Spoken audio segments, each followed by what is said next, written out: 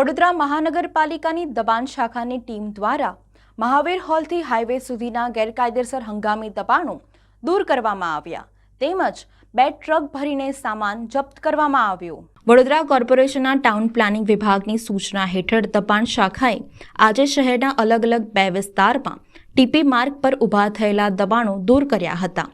અંદાજે 20 જેટલી મિલકતોના દબાણો તોડી પાડવા સાથે જમીન ખુલ્લી કરવામાં આવી હતી।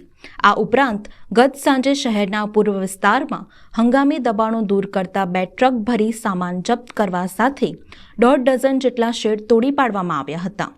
પાલિકાની દબાણ શાખાએ આજે TP 12 final plot 61 Nizampura bus station સામે આવેલ જલજ્યોતિ અપાર્ટમેન્ટની પાછળ કોર્પોરેશનના રિઝર્વ પ્લોટમાં ઊભા થયેલા દબાણ દૂર કરવાની કાર્યવાહી કરી હતી।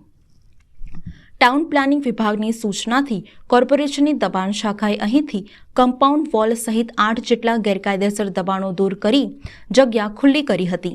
સ્થાનિક પોલીસની મદદથી સમગ્ર કાર્યવાહી કરવામાં આવી હતી। જેસીબીથી પાલિકાનો રિઝર્વ પ્લોટ ખુલ્લો કરવામાં આવ્યો હતો।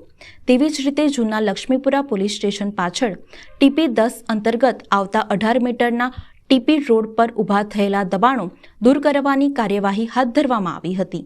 લક્ષ્મીપુરા પોલીસ સ્ટેશનના સ્ટાફને સાથે રાખીને જગ્યા પરથી વાડ, કમ્પાઉન્ડ વોલ સહિત 8 જેટલા દબાણો દૂર કરાયા હતા। એવી જ રીતે ગઈકાલ સાંજે મહાવીર હોલ 4 રસ્તાથી સરદાર એસ્ટેટ થઈ હાઈવે સુધીના માર્ગ ઉપર ઊભા થયેલા હંગામી દબાણો દૂર કરવામાં આવ્યા હતા। અહીંથી જ અંદાજે 1.5 ડઝન જેટલા શેડ દૂર કરાયા હતા અને રસ્તો ખુલ્લો કરવામાં આવ્યો હતો। ઉપરાંત 2 ટ્રક જેટલો સામાન જપ્ત કરવામાં આવ્યો હતો।